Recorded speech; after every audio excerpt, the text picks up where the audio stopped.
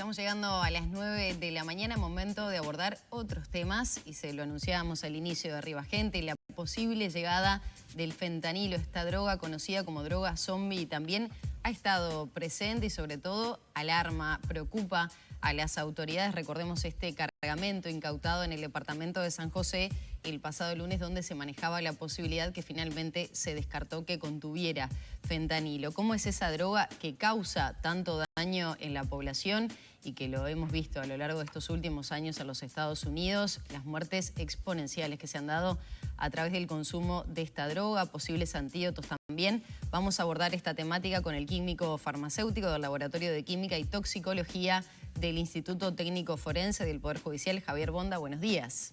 Buenos días. Buenos días. Muy bien, buenos días. Muchas gracias por la invitación, digamos. Y bueno, por supuesto estoy a disposición para tratar de evacuar las consultas en la forma más clara y precisa posible para, digamos, no generar una falsa alarma en la población, sí para estar alertas, por supuesto, en cuanto al posible ingreso de fentanilo. Creo que lo importante para ir alertando también, ¿no? Porque lo hemos hablado, hemos visto las imágenes de Estados Unidos. De hecho, se han generado incluso hasta antídotos, como mencionaba recién, para poder empezar a revertir esta situación para los consumidores. ¿Qué es el fentanilo y por qué causa este efecto tan nocivo en la salud de las personas? Bueno, vamos a hacer un breve resumen, digamos, de lo que es el fentanilo. Primero, el fentanilo es un medicamento, es una sustancia que tiene un uso terapéutico, un uso médico. Es una sustancia que pertenece a la familia de los opioides, ¿ah? Un analgésico, anestésico, similar en efectos a la conocida morfina, que no es un opioide, que es un opiáceo, porque la morfina se extrae de una planta. Es un producto natural. El fentanilo es un producto sintético mucho más potente que la morfina, 50, 100 veces más potente que la morfina, pero que tiene un uso legal, un uso médico aprobado y un uso lícito. Que se utiliza en aquellas personas con dolores extremos. Es un analgésico en preoperatorios, en cáncer terminal, más que nada está el uso de la morfina, ¿no? Así que tenemos el opiáceo típico, que es la morfina, los opioides, uno de los más conocidos es el fentanilo. El opioide es esa diferencia entre que una sale de una planta y la otra, ¿no es lo que hace la diferencia entre la droga sintética y la que no lo es? Porque había algunas informaciones que hablaban de que el fentanilo tenía alguna relación con la amapola. No. El fentanilo es una sustancia sintética. Se hace en laboratorio. Fue creada en un laboratorio farmacéutico, y su primer uso y el uso actual, digamos, en Uruguay hay fentanilo de uso médico y de uso veterinario, digamos, es una sustancia que por suerte está en el mercado para un uso lícito. Lo que ha ocurrido en los últimos años es que hay un uso del fentanilo de manera ilícita. ¿Por qué? Porque se ha manufacturado, sobre todo en grandes países como China o India, fentanilo que ha salido, digamos, de ese mercado lícito para el uso médico y que se ha desviado, sobre todo por los cárteles mexicanos, para aprovechar, digamos, los problemas de consumo, de adicción, digamos, sobre todo en el mercado de Norteamérica, de Estados Unidos y de Canadá, porque en Estados Unidos y Canadá hay un mercado de adictos a una droga de abuso que es la heroína, que es una sustancia, digámoslo así, intermedia, porque la heroína es una sustancia semisintética. O sea, es una sustancia que preciso morfina y mediante una reacción química de la morfina obtengo la heroína, que solo se utiliza como droga de abuso. Pero también en Estados Unidos, desde los inicios del año 2000, por un exceso de otros analgésicos opioides, como la hidrocodona, la oxicodona, se generó un mercado de adictos a este tipo de analgésicos opioides sintéticos y que, bueno, los cárteles mexicanos han aprovechado ese mercado, digamos, para introducir el fentanilo producido ilícitamente en estos países como China o India, para incorporarlos o cortando la heroína que se vende en Estados Unidos o fabricando pastillas adulteradas falsas que se venden como los analgésicos opioides que utilizan habitualmente el consumidor americano. ¿Por qué es particularmente peligroso? ¿Por qué se teme tanto su ingreso cuando, bueno, lamentablemente hay otras drogas que circulan y es de público conocimiento? Bueno, un poco va por la potencia de la droga, ¿no? El fentanilo es mucho más potente que la morfina. Y entonces, en productos fabricados ilícitamente o ingresados al mercado de la calle ilícitamente, la dosis o digamos la cantidad que tienen, es imposible predecirla. Claro. Entonces... ¿Se habla que 2 miligramos pueden ser letales? Sí, sí, sin duda. Si una dosis de 2 miligramos puede ser letal.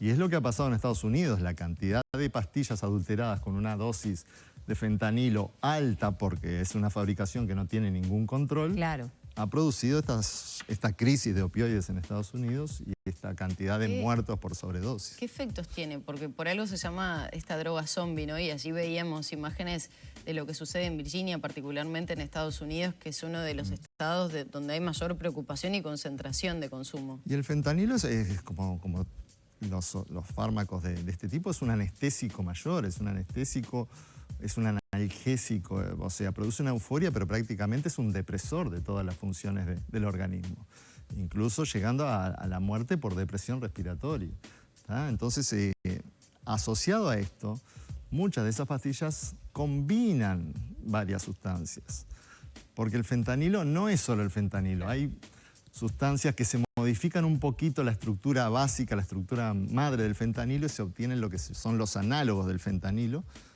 que pueden ser incluso más potentes, como el carfentanilo, el sulfentanilo, el acetilfentanilo, no importa los nombres, pero son sustancias que actúan de la misma forma, cuya potencia puede ser incluso mucho mayor que el fentanilo y que también están en el mercado americano. Ahí empezamos también con los problemas que se dio con el TUSI cuando se hablaba de esa droga, de las combinaciones hechas caseras sin ningún tipo de responsabilidad que pueden hacerla incluso más letal. Por supuesto, digo, además se está evidenciando a través de los laboratorios forenses en Estados Unidos que muchas de estas pastillas que contienen fentanilo también están asociadas con otro fármaco de uso veterinario, un tranquilizante de uso veterinario como es la silacina. Entonces, no es solo una droga, ya hay varias drogas en una misma pastilla o en un mismo polvo, lo que por supuesto eso da origen a la epidemia de muerte que ha ocurrido en Estados Unidos. En Uruguay, digamos, el consumo de opioides de este tipo, digamos, no ha sido un problema en nuestro país, digamos, no ha ingresado ni heroína en su momento, ni fentanilo, salvo en el 2017, donde nosotros, por una incautación de sellos, o sea que los sellos son pequeños cuadraditos de cartón donde se impregna la droga, habitualmente es el soporte para el consumo de sustancias alucinógenas. Bueno, en el 2017 aparecieron unos sellos embebidos con fentanilo y esa fue la única, digamos, vez que encontramos fentanilo de uso ilícito. Bonda, ¿y qué hace que Uruguay permanezca ajeno por lo pronto, y tenemos que celebrarlo, ¿no?, a este tipo de drogas? Y pienso también en la situación con la heroína, que en un momento tuvo el auge en otros países y acá afortunadamente no llegó. Y bueno, eso creo que depende un poco del consumo principal de nuestro país. En América Latina quizás la cocaína, digamos, es una de las drogas de la que más abuso se hace, justamente porque, bueno, los países productores están en nuestra América Latina. Entonces, en Uruguay es más bien el consumo de sustancias estimulantes el principal problema en la población. Y afortunadamente, digamos, puede haber algún consumo de opioides puntual, digamos, más que nada derivados de su uso lícito, de uso farmacéutico por algún personal que pueda tener acceso, pero no es un problema, digamos, general. Eso no implica que no tengamos que estar alerta en cuanto a la posible ingreso y por supuesto, Uruguay tiene un sistema de alerta temprana que maneja la Junta Nacional de Drogas, donde nosotros y otros organismos colaboramos, digamos, con toda lo que es la temática de drogas de distintos puntos de vista para tratar de, bueno, en caso de que haya o incautaciones o denuncias de intoxicaciones, y bueno, Uruguay pueda estar preparado para tratar sobre todo a esos posibles adictos. ¿Puede tener que ver con los costos? O sea, ¿puede terminar siendo una decisión narco el decir, bueno, me interesa que entre, no me interesa porque la producción o es difícil de entrar? ¿O puede haber también algo de eso? Puede haber algo de eso y quizás capaz que mucho puede hacer por la accesibilidad de la cocaína en estas regiones, ¿no? Evidentemente, donde quizás el mercado de la cocaína, digamos, prevalezca. Y creo que Uruguay, más que nada, es por el tema de que no tiene, digamos, ese mercado consumidor de opioides, nunca tuvo de heroína y, por supuesto, bueno, por ahora no hay, digamos, un ingreso de fentanilo de uso ilícito. Bonda, ¿y qué pasa con ese famoso antídoto que se ha conseguido, se ha logrado, en que incluso se señala, por lo menos se maneja popularmente, que incluso se estaba dejando en las esquinas, parece que esos consumidores no murieran, sino que incluso pudieran tener como un efecto para seguir sobreviviendo a ese consumo? Sí, sin duda, el antídoto es efectivo, digamos, es un competidor del fentanilo, es una sustancia del mismo tipo, pero cuyos síntomas son mucho mejor manejables. Digo, y Uruguay tiene que estar preparado, creo yo, a través de centros hospitalarios o posibles lugares donde haya que atender adictos para tener ese antídoto, digamos, disponible. No sé si en el momento es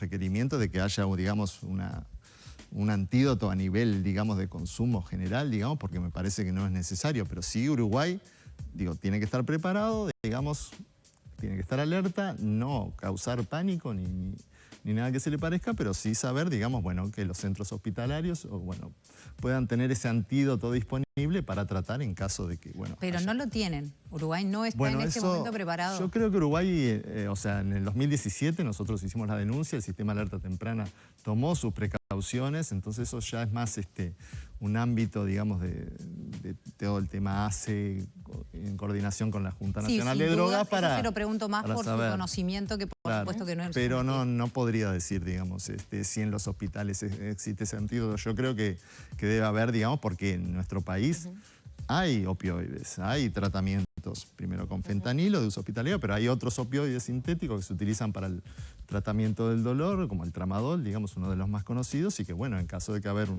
gente que se exceda o que pueda tener una sobredosis, debería haber, digamos, en los centros hospitalarios formas de tratar esa sobredosis. Bonda, en esta idea que tenemos de tomar conciencia de lo que representa el consumo de fentanilo, sobre todo para ese uso, entre comillas, recreativo, como se dice, Estados Unidos, y por eso quiero hacer hincapié nuevamente, en la década de los 90 tenía una determinada cantidad de muertes que se ha elevado hasta el año pasado a casi 110.000. Eso, reiteramos, se debe únicamente a esas combinaciones y modificaciones que se hacen a nivel del laboratorio, o hay otra explicación social también de la situación que se vive en Norteamérica y que preocupa a Europa también. No, la mayor parte de esas intoxicaciones se deben, por supuesto, a la introducción por grupos de narcotráfico de esas pastillas contaminadas o adulteración en los productos que se venden como heroína en la calle. Y ha también un poco surgido... Pero la accesibilidad, por ejemplo, el precio, sí tiene que ver, a diferencia de la heroína. Hay otras cuestiones que están en juego también, parece. Sí, hay un tema de accesibilidad, digamos, y de la producción de este fentanilo de uso ilícito sintético, digamos. Más económico. Es más económico, digamos, y en algunos momentos en que la heroína pudo estar faltando, porque recordemos que para la heroína voy a precisar morfina, la morfina en general los países productores son Afganistán, India, Nepal, y en algún momento pudo haber también, digamos, falta de morfina para obtener esa heroína, digamos, y todo eso es aprovechado, digamos, por estos grupos para, bueno, incorporar el fentanilo, que es una sustancia sintética que puede ser más económica y que, bueno, se incorporó, digamos, como adulterante en esas muestras de heroína o en pastillas falsificadas. Hay un tema de accesibilidad y de costo también, por supuesto. Bonda, todo empezó, digamos, o todo volvió al tapete aquí en Uruguay con la incautación que terminó con la detención de ciudadanos argentinos. Se había sospechado que en el medio de esa incautación había un paquete que parecía ser fentanilo, después se determinó era lidocaína. ¿Por qué se sospechó de eso? ¿Por qué lidocaína? ¿Por qué se alertó o por qué fue tanto la situación que se generó alrededor por el miedo a que lo fuera? Daniel Radío de la Junta Nacional de Drogas dijo que con muy poquito se podía llegar a intoxicar todo el país, como para ir llevando luz sobre esos temas. Bueno, el análisis preliminar se hizo con un equipo portátil, Raman se llama, que es un equipo que tiene algunas limitaciones en cuanto al uso, digamos. Entonces, bueno, el examen preliminar aparentemente dio el resultado de un derivado del fentanilo, ni siquiera el fentanilo mismo. Bueno, nosotros cuando fuimos y tomamos las muestras, realizamos los análisis en los equipos instrumentales que tiene el laboratorio de toxicología, y ahí se determinó los resultados, bueno, que aparecieron, que en verdad era lidocaína mezclada con cocaína base. La sustancia era una sustancia de aspecto cerosa, similar a marrón, digamos, similar a la pasta base. Entonces digo, bueno, Hay que tener en consideración que muchas veces los test de color que habitualmente se utilizan como screening primario, en este caso los equipos portátiles Raman, dan resultados presuntivos. Entonces, hasta no tener un resultado confirmatorio, quizás lo mejor, digamos, sea no dar resultados preliminares que no están confirmados, esperar un poco al resultado del laboratorio, ya sea por resultados del ITF, de Policía Científica o de laboratorios habilitados para hacer análisis de drogas. Y bueno, una vez así, teniendo los resultados con los métodos instrumentales sugeridos por Naciones Unidas y otras organizaciones que trabajan en directrices para los laboratorios que hacemos análisis de drogas, bueno, esperar a tener los resultados finales. Digo, de todas formas, hay que tener presente que puede haber fentanilo y puede ingresar de forma ilícita. El hecho de que haya laboratorios, o centros de salud que lo utilicen, se da cuenta que existe. El tema es después qué tipo de finalidad se le da al fentanilo en nuestro país. Por supuesto, en general el fentanilo de uso hospitalario es un medicamento que está controlado, que no tienen acceso, digamos, ni todo el personal de la salud, que es manejado habitualmente en forma controlada, pues es un medicamento que Salud Pública lo controla, digamos. ¿Eso quiere decir que es más difícil que salga de los centros hospitalarios que llegue de afuera, digamos, por frontera, por laboratorios que lo hagan de forma ilegal? Seguramente, digamos, el desvío del uso hospitalario, digamos, es difícil, digamos, porque el manejo de ese tipo de medicación lo hacen en los hospitales cierto personal. ¿Cómo es el grado de adicción? ¿Un consumo ya me puede generar una adicción? Bueno, en general eso es difícil de predecir, digamos, hay que tener otra susceptibilidad. Evidentemente un consumo solo no genera la adicción porque son medicamentos que se utilizan y los médicos lo utilizan en anestesia y otros analgésicos opioides como el tramadol se utiliza para el tratamiento del dolor. O sea que en general, digamos, no es que digamos uno consume una vez y ya queda adicto, ¿no? Pero pienso, por ejemplo, sobre todo en ese uso médico, ¿no? Las personas que tienen dolores crónicos insoportables que ni siquiera la morfina se los calma, también generan cierto grado de adicción, pero en esa prescripción médica, digamos. Sí, probablemente, digamos, para personas que requieran con dosis mínimas. Dosis terapéuticas, pero que, bueno, sufran de ese dolor crónico, evidentemente van a generar cierta adicción al medicamento, que, bueno, eso debe ser manejado con un uso médico responsable tanto del médico como del paciente, ¿no? O sea, pero no es, digamos, porque si no, no usaríamos esos medicamentos, ¿no? O sea, que no es un uso, digamos, ya queda adicta a la persona, porque muchísimas personas han tenido que utilizar tramadol frente a ciertos dolores, traumas, accidentes, digamos, y no por eso generan adicción. Bonda, ya nos tenemos que despedir, pero es importante, es obvio de sus palabras la importancia que tiene el ITF, todos estos estudios, todos estos laboratorios, toda esta posibilidad de investigar. ¿Cómo está funcionando el Instituto Técnico Forense? ¿Tiene los recursos necesarios? ¿Cómo está Uruguay con respecto al resto del mundo en cuanto a eso? No, yo creo que en cuanto al laboratorio que no solo realiza, digamos, los análisis en drogas incautadas, sino también en muestras biológicas, el Poder Judicial, si bien tiene dificultades, nosotros tenemos los equipos necesarios, los insumos, digamos, y el personal, digamos, capacitado para procesar. Además, hemos recibido en su momento donaciones de equipos a través de la Junta Nacional de Drogas, justamente por el Fondo de Bienes Decomisados. Hemos obtenido ciertos equipos que son de alto costo y que requieren también insumos y mantenimientos bastante caros, pero que el Poder Judicial y con la ayuda muchas veces de la Junta Nacional de Drogas hemos podido trabajar, aparte de lo que es la capacitación permanente, la asistencia a concursos, seminarios, simposios, de todos los químicos y personal idóneo que trabajan en el laboratorio de toxicología. Entonces, si bien nuestra función principal es como auxiliares de la justicia, para, digamos, determinar si hay sustancias controladas o realizar los análisis en muestras biológicas o solicitudes de fiscalía. Digamos, hay algunas cosas, digamos, que exceden a nuestra función principal, como puede ser el monitoreo de este tipo de sustancias, los reportes al sistema de alerta temprana, la determinación de adulterantes en muestras de la cocaína callejera, digamos, que pueden ser de utilidad para la sociedad y, bueno, un poco la función del laboratorio es también, digamos, en base a que el laboratorio es un laboratorio público y que, bueno, los recursos salen de todos nosotros, que, bueno, poder brindar cierta información para que sea de utilidad no solo a la parte legal de fiscalía, de juzgados, sino a la sociedad toda. Bonda, muchas gracias por acompañarnos en esta favor. mañana y echar un poco más de claridad a este tema y asunto que para muchos es nuevo, pero para ustedes